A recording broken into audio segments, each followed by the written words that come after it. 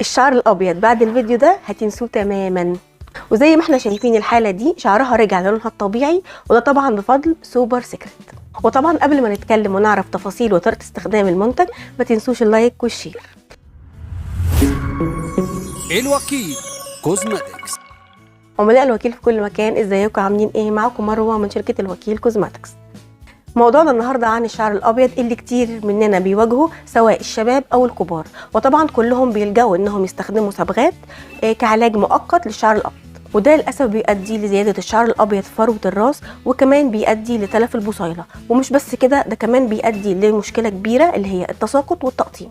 لذلك اشتغلنا على منتج سوبر سيكريت انه يكون علاج فعال لمشكله الشعر الابيض حتى لو كان وراثي، وده بفضل تركيبته الممتازه لانه ما فيهوش لا اكسجين ولا صبغه. ومن اهم مكوناته ماده التترا بيبتايد 20 اللي هترجع ماده الميلانين تاني لشعرنا، ودي الماده المسؤوله عن اعاده اللون الطبيعي للشعر. ومش بس كده، كمان في اكسيد الحديدوز اللي هيخلينا ملاحظين التغير السريع والفوري في شكل الشعرايه، وده من اول مره استخدام للمنتج. يعني كده عالجنا مشكله التساقط وعالجنا مشكله الشعر الابيض، وكمان ادينا للشعر لمعه وترطيب.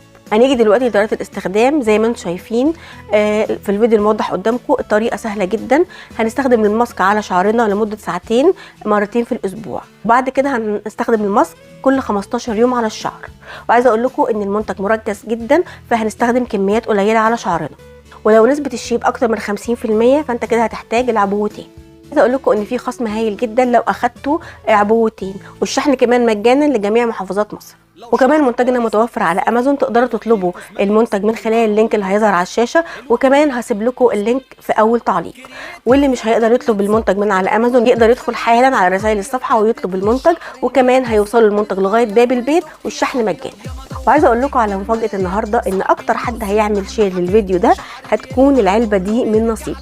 وكمان عايزه اقول لمدام سلقى محمد الف مبروك، لانها فازت معانا بعبوه سوبر برايت في الفيديو اللي فات. وفي نهايه الفيديو عايزه اقول لكم ما تنسوش اللايك والشير، واشوفكم حلقه جديده على خير.